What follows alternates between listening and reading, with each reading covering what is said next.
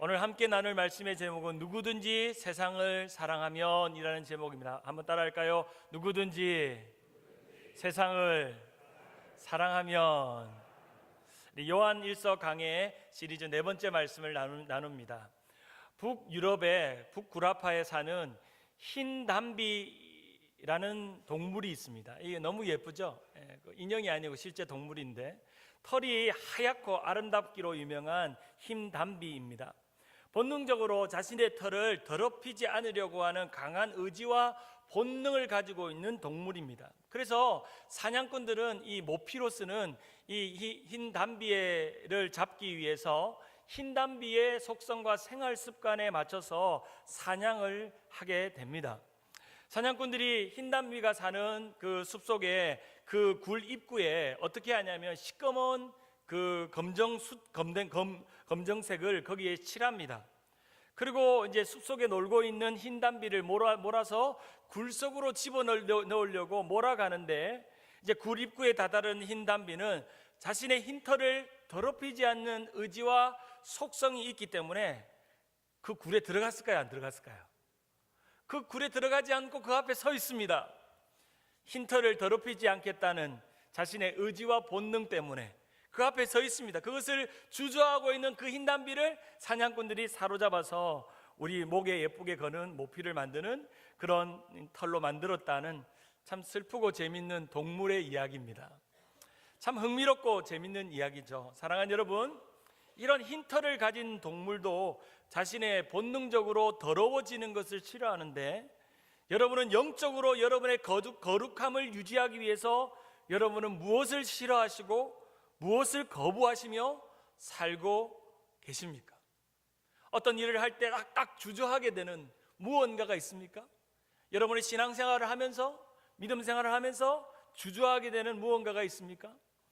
여러분이 주님 덕분에 그리스도인이 되고 나서 예수님 때문에 여러분의 살아가는 삶의 양식이나 생활 방식이 바뀌어 있다는 것을 느낀 적이 있으십니까? 내가 예수님 믿기 전에는 몰랐는데 내 생활 방식이 180도로 또는 360도로 바뀌어 있다는 그런 느낌들을 받게 됩니다. 우리의 신앙생활을 세 가지의 양식으로 비유합니다. 첫째는 지난 시간에 말씀드렸던 소유의 양식입니다. 내가 예수를 믿고 예수님이 나의 소유가 되고 나는 주님의 소유가 되는 그분의 소유가 되면서 그분과 사귀고 그분과 사랑하는 일이 시작됩니다. 사랑의 관계가 만들어져서 더 이상 내 안에 어둠과 죄와 거짓이 들어오지 않는, 주님만 내 안에 가득 채우는, 주님만 소유하는 소유의 양식이 있습니다. 요한에서 2장 5절을 보면 누구든지 그의 말씀을 지키는 자는 하나님의 사랑이 참으로 그 속에 온전하게 되었나니 이로써 우리가 그 안에 있는지를 아노라 라고 말하고 있습니다. 우리가 주의 말씀을 지키면 그의 말씀대로 예수님께서 내 마음 안에 소유된 존재로 내 마음에 차지하기 때문에 내가 때로는 범죄하고 부족하고 때로는 어둠이 있고 거짓이 있어도 하나님의 사랑이 내 마음에 끊임없이 소유한 바 되어지고 하나님의 사랑이 끊임없이 내 마음 안에 부은 바 되어지면 나는 하나님의 사랑으로 온전한 사람이 된다는 겁니다. 여러분 믿으십니까? 바로 그런 사실이죠. 두 번째로 이 소유의 양식에서 조금 더 한 단계 넘어간 존재의 양식으로 바뀝니다. 제가 지난 시간에 말씀드린 것처럼 소유의 양식에서 존재의 양식으로 바뀌죠. 주님이 내 안에, 내가 주님 안에 있으면 사람의 존재가 바뀌어야 합니다. 바뀌는 것이죠. 특별히 요한 사도는 오늘 요한일서 2장을 통해서 이 요한 사도가 전하는 교회들에게 신앙의 성숙의 단계를 4단계에 걸쳐서 말해주고 있습니다. 4단계, 3단계에 걸쳐서 말해주고 있는데, 요한일서 2장 12절과 14절에 보면은 자녀들아, 아비들아, 청년들아 라고 말하고 있습니다. 자녀들아, 아비들아, 청년들아. 마치 어린아이 같은 신앙에서 그 다음에 청년 같은 신앙으로, 그리고 아비 같은 신앙으로 너희가 신앙의 존재가 바뀌는 것입니다. 우리가 한 사람의 존재라도 어린아이 때 모습이랑 청년 때의 모습이랑 장년 아비 때의 모습이랑 다른 것처럼, 그 존재 자체가 달라져 있는 것처럼, 마찬가지로 예수 그리스도를 소유한 사람은 처음에는 어린아이 같다가 그 다음에는 청년 같다가 그 다음은 아비와 같이 그 존재가 가면 갈수록 좋아지고 그 단계가 성숙해 간다는 것입니다. 요한에서 2장 12절에 보면 자녀들아 내가 너희에게 쓴 것은 너희 죄가 그가 이름으로 말미암아 죄 사함을 받았으며 13절에 아비들아 내가 너희에게 쓴 것은 너희가 태초부터 계신 이를 알았으며 청년들아 내가 너희에게 쓴 것은 너희가 악한 자들을 이기었음이라. 이 세 단계를 어떻게 설명하냐면 어린아이 때는 죄 사함을 받고 신앙의 초보자의 단계라는 거예요. 신앙의 초보자의 단계. 두 번째 아비들은 태초에 계신 하나님을 알고 그분의 계획을 발견하는 자들이에요. 청년들은 죄사함도 받고 하나님을 알고 발견할 뿐 아니라 세상에 있는 악한 자들을 어떻게 한다고요? 능히 어떻게 한다고요? 이기는 자들이라고요. 여러분의 신앙은 어린아이 신앙입니까? 청년 신앙입니까? 아비의 신앙입니까? 어떤 수준의 삶을 살고 있습니까?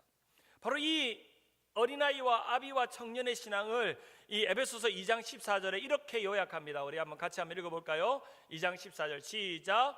아이들아 내가 너희에게 쓴 것은 너희가 아버지를 알았으며 아비들아 내가 너희에게 쓴 것은 너희가 태초부터 계신 이를 알았으며 청년들아 내가 너희에게 쓴 것은 너희가 강하고 하나님의 말씀이 너희 안에 거하시며 너희가 흉악한 자를 이기었음이라. 우리가 어린아이에서 청년으로 청년에서 아비가 되면 세상의 온갖 흉악한 것들을 이기는 능력이 있어야 한다. 그런 존재가 되어야 된다는 것을 우리에게 말씀해 주고 있는 것입니다. 자, 이제 소유 양식에서 존재 양식으로 바뀌었습니다. 그러면 이제 마지막으로 한 단계로 나아가야 되는데 그 마지막 단계가 무슨 양식일까요? 한번 따라할까요? 생활 양식. 생활 양식이 바뀌어야 됩니다. 소유 양식에서 존재 양식으로, 존재 양식에서 생활이 바뀌는 것입니다. 이 사도 요한은 우리에게 너희가 무엇을 소유했으며 너희가 어떤 존재가 되기를 원하고 그리고 너희가 어떤 생활을 해야 하는지를 우리에게 강조해 주고 있습니다. 오래전에 신문을 보다가 미국에서 길거리에 버려진 아이들을 데려다가 돌본 사람들의 참 따뜻한 이야기를 읽은 적이 있습니다. 이분은 아이들이 이제 길거리에서 막 그 갱들과 다니고 마약을 하고 술을 먹고 있는 아이들을 불러다가 공부시키고 생활비를 주고 돌봐주는 사람이었습니다. 그런데 아무나 그런 아이들을 다 불러서 공부를 시켜주고 생활비를 주는 것이 아니었습니다. 한 가지의 조건이 있었습니다.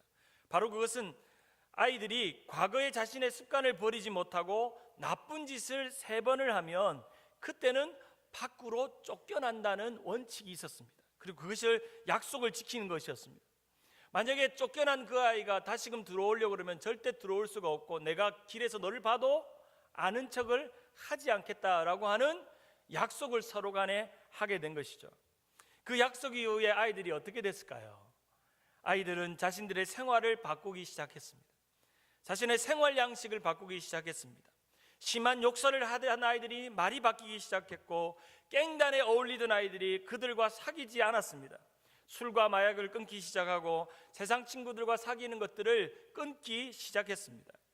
이 아이를 돌봐줬던 분은 정말 길거리에 있는 그런 거린과 같은 아이들을 씻기고 굶주리고 있는 아이들을 먹이고 또 그들을 최선으로 사랑하며 돌보았습니다.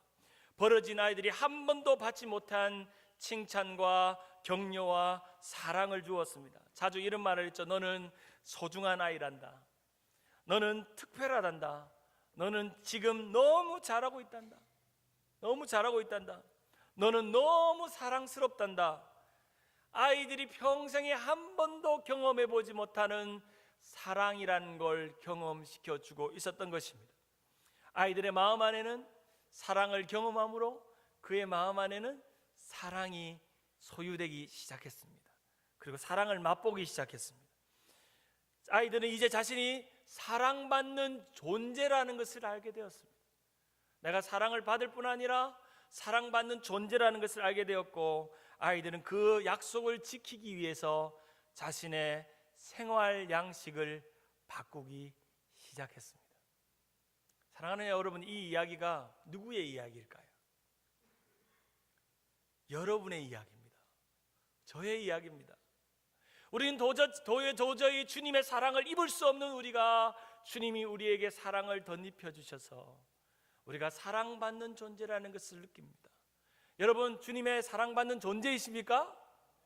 정말 여러분 주님의 사랑받는 존재라면 사랑받는 존재로서의 생활 양식이 바뀌어 있어야 합니다. 주님의 사랑을 소유하고 주님의 사랑의 존재가 되고 주님과 사귀는 사랑의 생활이 시작되어야 합니다. 주님을 사랑하는 사랑의 생활, 주님의 사랑을 소유하면 내가 사랑받는 존재인지를 알게 됩니다. 매주일마다 말씀 읽기 전에 우리가 읽는 말씀 선언문에도 이렇게 기록되어 있습니다. 하나님이 누구시며 내가 얼마나 복되고 뭐하는 사람인지, 그리고 내가 어떤 사명과 비전을 품고 뭐 할지, 살아야 할지 가르쳐 줍니다 라고 우리가 성경 읽기 전에 앞에마다 있는 것은 우리가 누구를 소유했으며 어떤 존재며 우리가 어떤 사명을 가지고 살아야 되는지를 이 말씀을 통해서 다시금 발견하기 원합니다 라고 하는 우리의 고백이며 우리의 선언입니다. 자, 그러면 이제 남은 그 생활 양식을 요한 1서는 뭐라고 요약하고 있냐면, 한번 따라할까요? 세상을 사랑하지 말라. 바로 성숙한 그리스도인의 라이프 스타일, 그들의 생활 양식을 이렇게 요약합니다. 요한일서 2장 15절을 같이 한번 읽어봅니다. 시작. 이 세상이나 세상에 있는 것들을 사랑하지 말라. 누구든지 세상을 사랑하면 아버지의 사랑이 그 안에 있지 아니하니라. 바로 세상을 사랑하는 자들에게는 아버지의 사랑이 없다. 아버지의 사랑이 있는 사람은 세상을 사랑하지 않는다.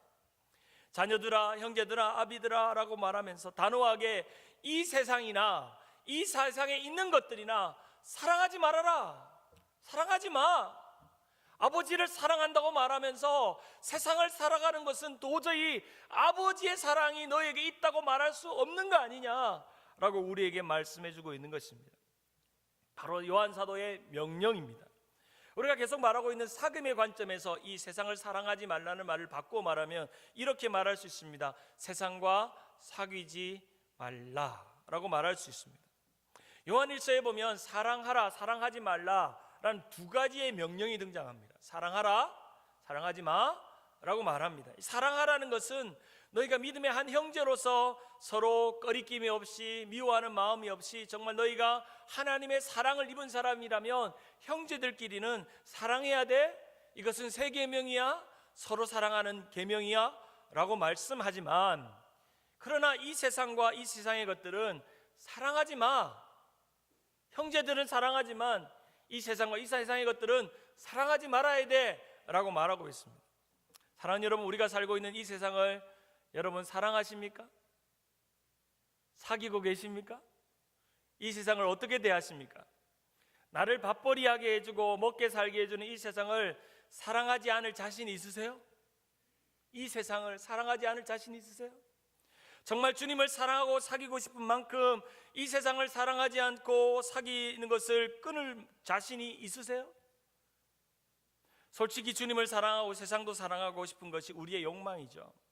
적당하게 양다리 걸치면서 적당히 둘 다 세상도 하나님도 좋은 것만 얻고 싶은 것이 우리의 바람이며 우리의 마음입니다.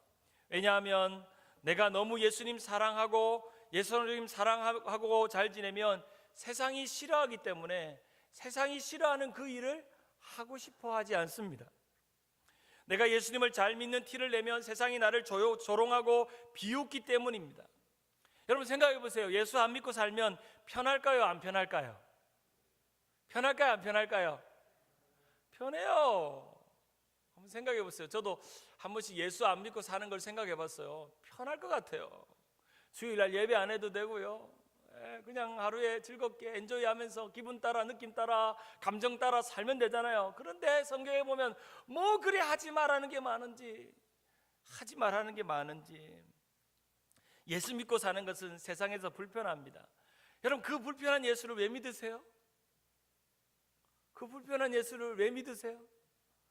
한번 옆에 분 얼굴을 보시면서 한번 물어보세요. 불편한 얼굴로. 예수님 때문에 불편하시죠? 사랑하는 여러분, 우리는 지금 이 세상에서 나를 불편하게 하기는 예수를 믿고 있어요.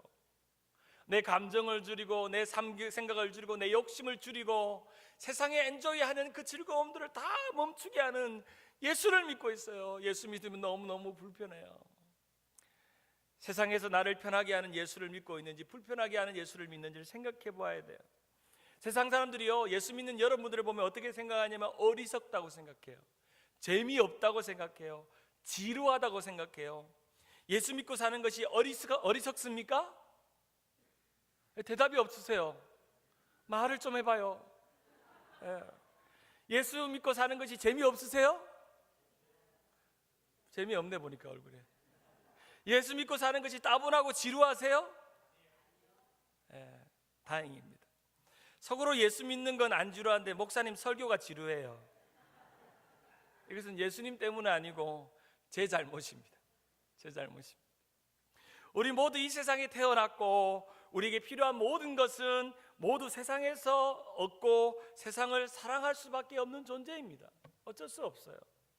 우리는 이 세상에서 자라서 친구를 사귀고 학교를 다니고 직장을 다니고 비즈니스를 하고 돈을 벌고 명예를 얻고 그럭저럭 먹고 살만하게 살고 싶어 합니다. 그래서 우리에게 이 세상은 너무나도 필요합니다. 그러나 오늘 말씀은 단호하게 우리에게 말합니다. 세상을 뭐 하지 말라고요? 세상과 사귀라고요? 사귀지 말라고 말합니다. 이 구절만큼 우리의 마음을 불편하게 하는 구절은 없어요. 성경의 많은 구절 중에 세상을 사랑하지 말래, 내가 세상에서 먹고 살아야 되고 세상에서 오늘도 이렇게 출근해야 되고 세상의 모든 영역이 나에게 즐거움을 주고 만족을 주는데 세상을 사랑하지 말래. 어떻게 세상을 사랑하지 않을 수가 있어? 내가 오늘도 매일매일 세상에서 발 디디고 살아가는데 어떻게 세상을 사랑하지 않을 수가 있어? 그럼 세상 안 사랑하면 도대체 나에게 뭘 줄 건데? 라고 물을 수 있습니다. 이 세상을 사랑하지 않으면 도대체 어떻게 살라는 말인가? 산에라도 가서 하루 종일 성경 읽고 기도하고 예배하라는 말인가? 아니면 지금 내가 하고 있는 세상의 모든 일을 버리고 어떻게 하라는 말인가? 도대체 뭔가 세상을 사랑하지 말으라면.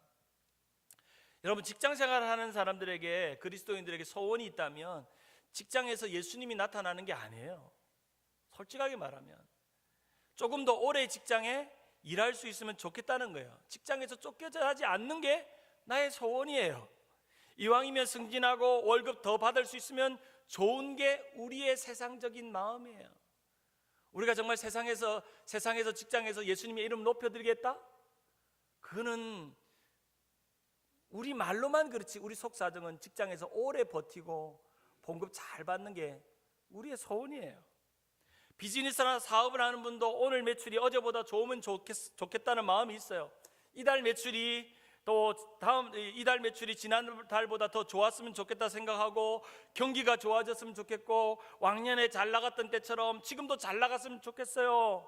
나도 빚 안 지고 장사하면 좋겠다 생각하고 나도 일하고 놀고 먹으면 좋겠다, 일 안 하고 놀고 먹으면 좋겠다 생각하는 게 우리의 마음이에요. 우리 집에 계셨던 우리 아버지 신장로님의 소원이었어요. 매일 장사미천 메이크업 하는 그 월말만 되면 장부를 정리하면서 계속 하는 말, 나도 빚 안 지고 장사하면 좋겠다, 나도 일 안 하고 놀고 먹으면 좋겠다 합니다. 그게 우리의 소원이에요. 어쩔 수 없이. 이것이 우리의 세상살이의 현실입니다. 어쩌면 우리가 하나님 앞에 내놓은 기도 제목의 대부분은 영적인 게 아니라 세상살이에 대한 걸 거예요. 세상살이에 대한 기도 제목일 거예요.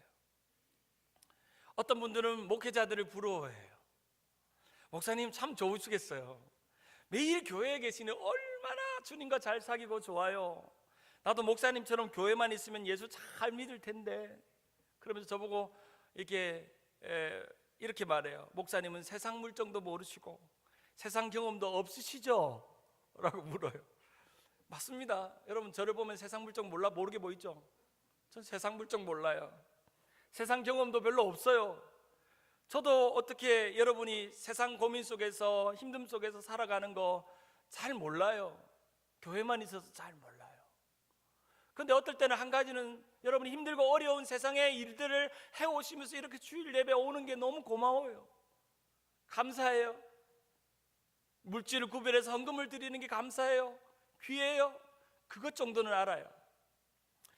그러나 목사도 어쩔 수 없이 교회에 있어도요, 세상을 사랑하는 마음이 있을까 없을까요? 있어요. 한 번씩 이런 마음이 들어요. 내가 세상에서 직장 생활하면 저분보다는 잘할 수 있는데, 내가 비즈니스해도 저분보다는 잘 벌 수 있을 것 같은데, 속으로 그런 생각 한번 해보라고. 한 번씩 그런 생각이 들어요. 저보다 비슷한 나이에 제법 성공한, 세상적으로 성공한 세상 친구를 만나보면 어떨까요? 제 마음이 부러워요. 심지어 잘 나가는 담임 목사들을 만나면 어떨까요? 마음이 부러워요. 평생 주를 위해 살겠다고 말하면서도 여전히 제 안에 그런 세상을 사랑하고 싶은 마음이 도사리고 있어요. 교회에 매일 있어도 여전히 그 세상의 욕망은 버릴 수가 없어요. 사랑하는 여러분, 이런 말이 있죠. 세상이 부러우세요? 라고 말하면 부러우면 지는 거라는 말이 있죠. 한번 옆에 분에게 한번 이렇게 물어봅시다. 세상이 부러우세요? 그럼 이렇게 대답하세요. 부러우면 지는 겁니다. 네. 요한 사도는 이렇게 말합니다. 누구든지, 요한일서 2장 15절에 이렇게 말합니다. 누구든지 세상을 사랑하면 아버지의 사랑이 그 안에 있다 없다? 없다. 참 너무나도 단순 명료하게 말합니다.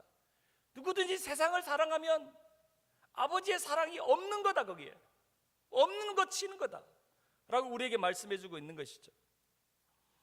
하나님과 세상을 같이 사랑할 수 없고 하나님과 세상을 같이 사귈 수 없는 것이죠. 요한 사도는 계속적으로 두 가지를 비교합니다. 빛과 어둠, 진리와 거짓, 하나님과 세상을 비교합니다. 왜? 서로 이것은 서로 사귈 수 없고 사랑할 수 없음을 말합니다. 그러면서 조금 더 구체적으로 우리가 사랑하지 말아야 될 세상의 것들을 세 가지로 이렇게 말합니다. 요한일서 2장 16절에 우리 같이 한번 읽어볼까요? 시작. 이는 세상에 있는 모든 것이 육신의 정욕과 안목의 정욕과 이생의 자랑이니 다 아버지께로부터 온 것이 아니요 세상으로부터 온 것이라. 그 첫 번째는 육신의 정욕에 대한 이야기를 합니다. 이 정욕이라는 에피디미아라는 단어는 바로 욕망과 충동과 갈망을 말해요. 육신이 하고 싶은 대로 하는 것을 말해요. 바로 탐욕이죠. 오늘날 우리가 가장 많이 유혹에 빠지는 돈의 유혹에 빠지는 것입니다. 두 번째는 안목의 정욕이에요. 안목의 정욕. 바로 자기 안에 있는 욕망이 겉으로 표현되어지는 안목의 정욕이 안목의 정욕. 자신의 눈에 있는 것이 보여지는 것을 말합니다. 보면 상상하게 되고 급기야 행동으로 옮기게 되고 자꾸 보고 싶고 즐기고 싶고 그런 것이 안목의 정욕이에요. 대표적인 것이 바로 성적인 유혹들이죠. 성적인 유혹들이에요. 아름다운 찬송시를 쓴 시각장애인 화인 크로스비라는 여사를 여러분 아실 겁니다. 불의의 사고에 의해서 앞을 볼 수 없는 시각장애인 맹인이 되었죠. 그러나 그는 앞을 보지 못하는데도 평생 찬송가 8,000여 곡을 지을 만큼 찬송가의 여왕이라고 할 만한 탁월한 찬송을 지었습니다. 하루는 기자가 이 크로스비 여사에게 물었습니다. 크로스비 선생님, 만약 선생님이 눈을 뜨고 세상을 본다면 마음이 어떨 것 같습니까? 라고 물으니까 이 크로스비 여사가 주저없이 이렇게 말합니다. 제가 만일 눈을 뜬 채로 세상을 살면 세상의 유혹을 받아 이렇게 아름다운 찬송을 지을 수 없었을 것 같습니다. 지을 수 없었을 것 같습니다. 성경의 많은 아름다운 찬송 시들을 이 화인 크로스비가 지었는데 예수로 나의 구주 삼고 성령과 피로써 거듭나니 이 세상에서 내 영혼이 하늘의 영광 보리로다. 이것이 나의 간증이요 이것이 나의 찬송일세.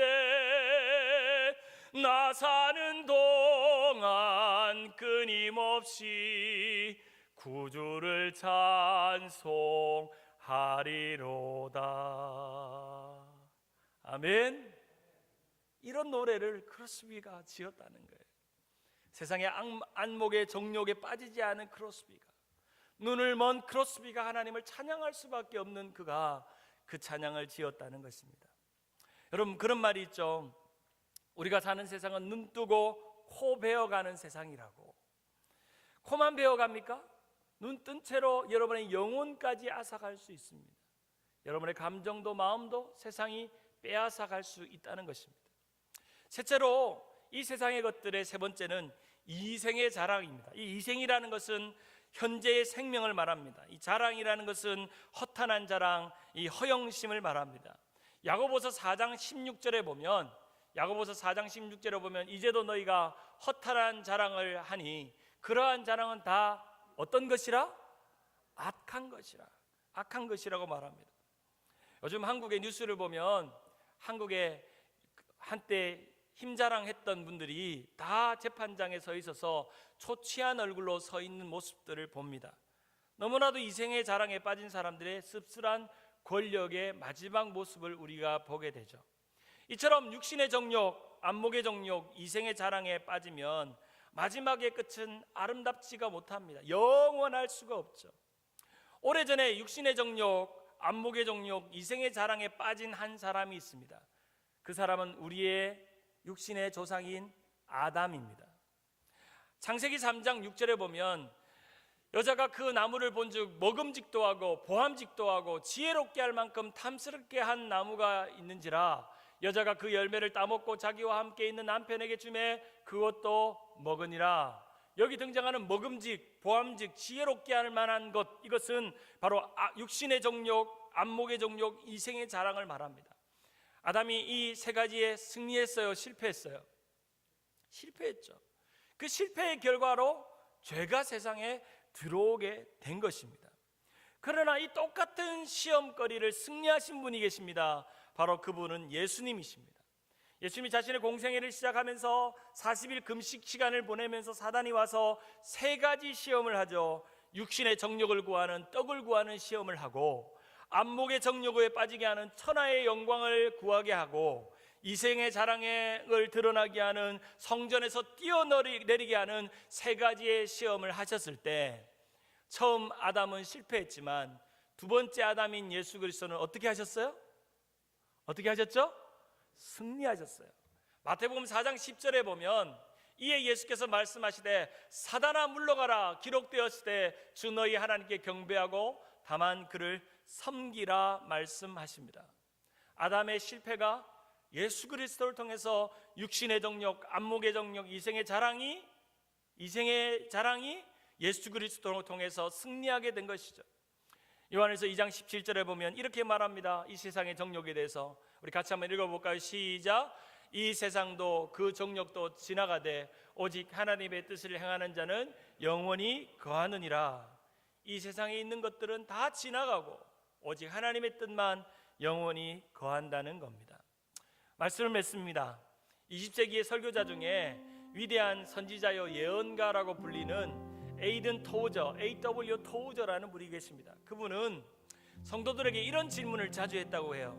지금 당신은 누구 편에 서 있습니까? 하나님 편입니까? 세상 편입니까? 한번 옆에 분에게 한번 물어보세요. 하나님 편이세요? 세상 편이세요? 세상 편이세요. 참 여러분, 이 질문은 어쩔 수 없는 대답을 할 수밖에 없는 질문입니다. 우리가 하나님 편에 있다고 말하면 우리의 믿음은, 신앙은 안전하지만 그러나 세상 속에는 안전하지 않을 수 있습니다. 불편할 수 있습니다. 어려울 수 있습니다. 하나님 편에 설 때 세상에서 좋아졌다 그런 일 별로 없습니다. 세상에 힘들어지고 불편해지고 어려워집니다.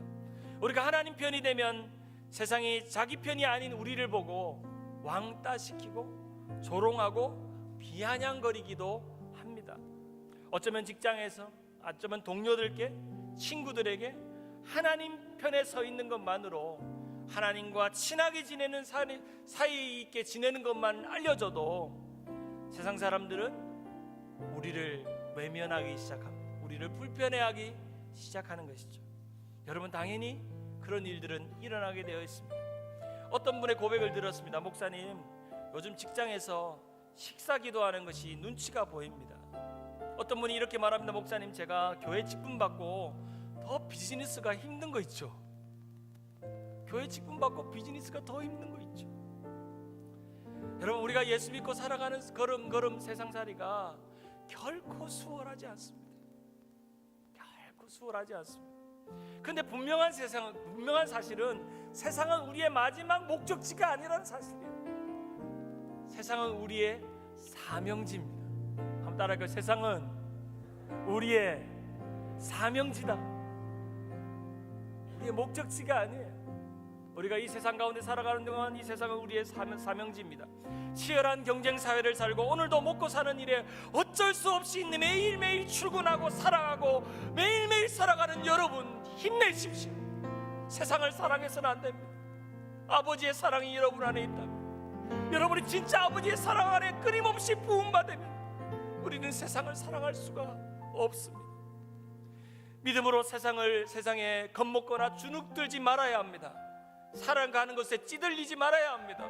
비록 나의 매일매일의 살림살이는 나를 찌들게 하여도 오늘 이 예배 자리에 나와 찬양할 때 아버지의 사랑이 오늘도 나에게 부음받으어서 내 얼굴이 해피 페이스, 행복한 얼굴 살아가는 것입니다. 세상이 주는 것이 아닌 주님 안에서 주는 그 기쁨, 만족이 우리 안에 있어야 될 줄 믿습니다. 쫄지 마십시오. 두려워하지 마십시오. 끝까지 말씀대로 한번 살아봅시다. 어떻게 되는가 봅시다. 끝을 보면 알 거 아니에요. 끝을 보면 오늘날 이 직장생활에서 세상에서 여전히 어렵고 힘들지만 우리가 믿음대로 살아보고 마지막 순간에 주님 앞에 가면 세상으로 살았던 그 사람들은 저 끝에 뒤편에 있어 우리 주님이 여러분의 이름을 불러서 맨 앞자리로 부르실 것입니다. 너 나의 세상에서 나를 사랑했지. 네 마음 안에 아버지의 사랑이 있는 건 내가 잘 알아. 누구의 이름을 부르면 제일 앞자리로 우리를 불러줄 줄 믿습니다. 그런 은혜가 우리 모든 성도들의 은혜가 되고 또 이 세상을 사는 동안 영원한 천국에서 사귀는 그 사귐을 이 세상에서 놓지 않고 살아가는 우리 모두가 되기를 주님의 이름으로 축원합니다. 우리 다 같이 자리에 일어나셔서 우리 수요일마다 갈라디아서 공부하면서 부르는 이 찬양 우리 함께 부르면서 승리하며 믿음의 고백으로 나아가길 원합니다. 세상 흔들리고